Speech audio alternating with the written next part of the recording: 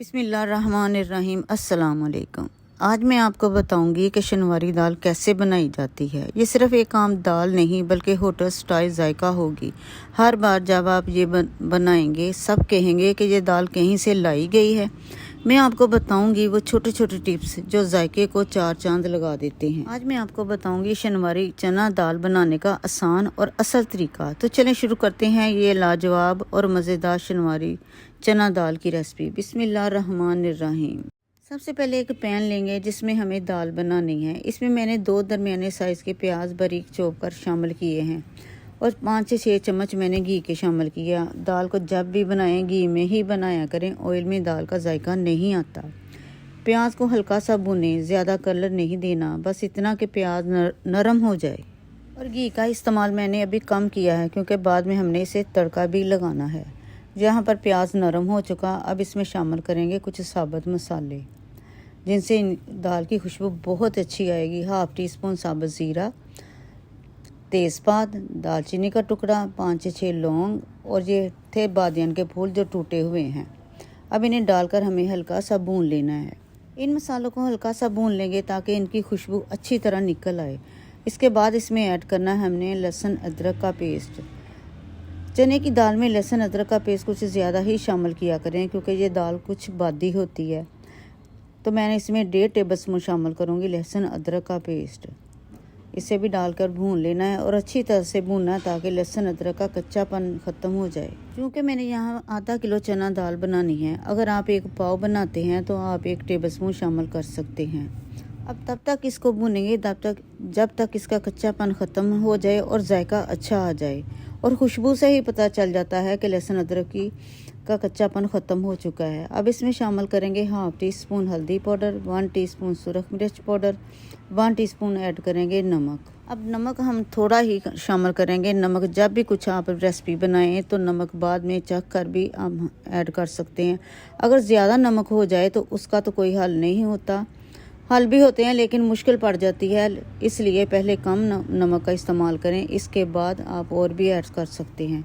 कम नमक का इलाज बहुत आसानी से हो जाता है। अब मसालों को अच्छी तरह भून लेने के बाद मैंने इसमें ऐड किया है चिकन पाउडर 1 टीस्पून। अगर आपके पास चिकन पाउडर नहीं है आप चिकन क्यूब्स भी इस्तेमाल कर सकते हैं। अगर वो भी नहीं आप डालना चाहते तो स्किप कर दें। इस दौरान मैं शामिल करूँगी 1/2 टीस्पून ज़ीरा पाउडर, 1/2 टीस्पून शामिल करूँगी खुश्क धनिया पाउडर।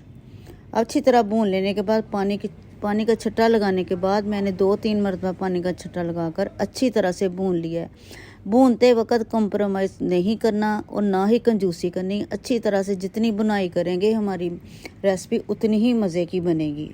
अब जब मसाला अच्छी तरह भून जाए तो इसमें पहले से बॉयल की हुई चना दाल शामिल कर देंगे। दाल को मसाले के साथ अच्छी तरह पहले मिक्स कर लें ताकि हर दाने पर मसाला खूब लग जाए। इसके बाद मेरे पास से 4 मीडियम साइज़ के टमाटर, उनको मैंने दरमियान में से काट लिया और काटने के बाद इसके ऊपर रख देंगे।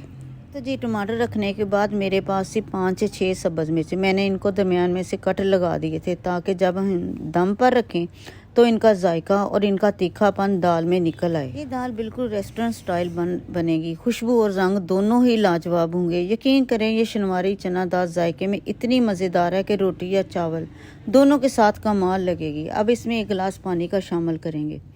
पानी शामिल करने के बाद इसे कवर कर देंगे 6 से 7 मिनट के लिए क्योंकि दाल भी ऑलरेडी गल चुकी है। हमें सिर्फ टमाटरों को नरम करना है। दम पर रखने से ये होगा कि टमाटर मुकम्मल नरम हो जाएंगे और दाल में खूबसूरत सा गाढ़ापन और ज़बरदस्त जायका आ जाएगा। 5 से 6 मिनट के बाद मैंने कवर उठाया। अब चूँकि टमाटर अच्छी तरह नरम हो चुके हैं तो अब हम इनके छिलके ऊपर से आराम से उतार देंगे। जब टमाटर गल जाएँ तो इनके छिलके खुद ही आसानी से रिमूव हो जाते हैं। सारे टमाटरों के छिलके निकाल देंगे ताकि दाल की ग्रेवी बिल्कुल स्मूथ और रेस्टोरेंट स्टाइल हो जाए। अब ये वाला स्टेप बहुत ज़रूरी है। अब टमाटर इतने नरम हो चुके हैं कि हम चम्मच या स्पैचुला की मदद से इनको आहिस्ता आहिस्ता प्रेस करते जाएंगे। टमाटर आसानी से मैश हो जाएंगे और दाल की खूबसूरत सी ग्रेवी बन जाएगी। इस स्टेप से हमारी दाल का रेस्टोरेंट जैसा टेक्सचर आ जाएगा। अक्सर बाज़ार से जब हम ये चीज़ें मंगवाते हैं तो कीमत बहुत ज़्यादा होती है, लेकिन घर में बनाएं तो ना सिर्फ मज़ेदार बनती है बल्कि कम खर्च भी पड़ती है।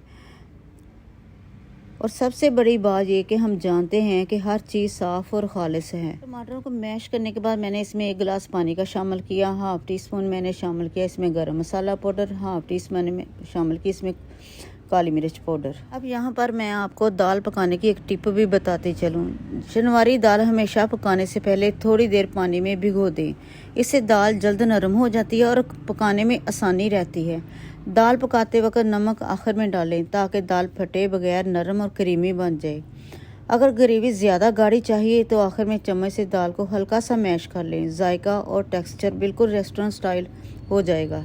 अब तड़का तैयार करेंगे। एक पैन में 4 से 5 चम्मच घी गरम करें। इसमें शामिल करें 4 खुश्क लाल मिर्च और 1 बड़ी सब्ज़ मिर्च, छोटी हो तो 2 जो काट कर डाली गई है। साथ आधा चाय का चम्मच ज़ीरा डालें ताकि तड़के में खुशबू और जायका भरपूर आ जाए। जब मसाले सुनहरी और खुशबूदार हो जाए तो इसमें शामिल करें आधा चाय का चम्मच कश्मीरी लाल मिर्च, सिर्फ रंग और खुशबू के लिए।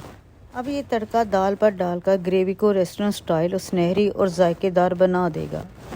यकीन माने दाल की ग्रेवी सुनहरी, खुशबूदार और रेस्टोरेंट स्टाइल लग रही है। ये दाल देखने में भी लाजवाब लगती है और खाने में भी यकीनन बहुत मज़ेदार लगेगी। तो जी ये थी हमारी मज़ेदार शनवारी दाल की रेसिपी। उम्मीद है आपको ये वीडियो पसंद आई होगी। अगर पसंद आई तो वीडियो को लाइक करें, अपने दोस्तों के साथ शेयर करें और चैनल को सब्सक्राइब करना ना भूलें। बेल आइकन दबाएं ताकि हर नई रेसिपी सबसे पहले आप तक पहुंचे। घर में बनाएं और मज़े से खाएं क्योंकि घर का खाना, बनाया हुआ खाना हमेशा मज़ेदार और सेहतमंद होता है। तंदूर की रोटी के साथ खाएं, बहुत ही मज़ेदार लगेगी। अल्लाह करे आपके दस्तरखान हमेशा ऐसे मज़ेदार और सेहतमंद खानों से भरे रहें। अब इजाज़त चाहूँगी, आप भी अपने हाथों से बनाकर लुत्फ़ उठाएं और मुझे भी दुआओं में याद रखें। अल्लाह हाफिज़।